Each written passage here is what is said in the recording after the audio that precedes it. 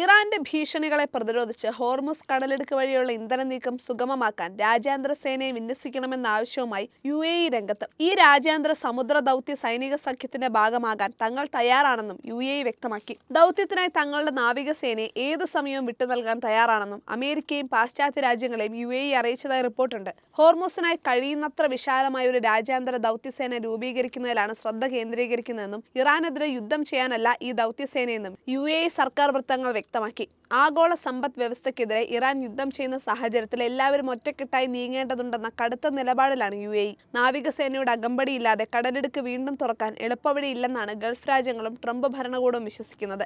എത്രയും പെട്ടെന്ന് തന്നെ കപ്പലുകൾക്ക് കടലിടുക്കിലൂടെ സ്വതന്ത്രമായി കടന്നുപോകാൻ കഴിയുന്ന തരത്തിൽ ഭരണകൂടം പ്രവർത്തിക്കുന്നുണ്ടെന്ന് white house press secretary Karoline Leavitt പറഞ്ഞു. തങ്ങൾക്ക് നേരെ ഇറാൻ ആക്രമണങ്ങൾ തുടരുന്നതിൽ ഗൾഫ് രാജ്യങ്ങൾ അസ്വസ്ഥരാണ്. അതിനാൽ തന്നെ ഇറാനെ സൈനികപരമായി നിർവീര്യമാക്കണമെന്നാണ് സൗദി അറേബ്യ ഉൾപ്പെടെയുള്ള ഗൾഫ് രാജ്യങ്ങൾ അമേരിക്കയോട് ആവർത്തിച്ച് ആവശ്യപ്പെട്ടുകൊണ്ടിരിക്കുന്നത്. ഇതുപോലൊരു അവസരം ഇനി ലഭിക്കില്ലെന്നും കിട്ടിയ അവസരം ഉപയോഗിച്ച് ഇറാന്റെ സൈനിക ശേഷി പൂർണ്ണമായും ഇല്ലാതാക്കണമെന്നും ഈ രാജ്യങ്ങൾ ആവശ്യപ്പെടുന്നു.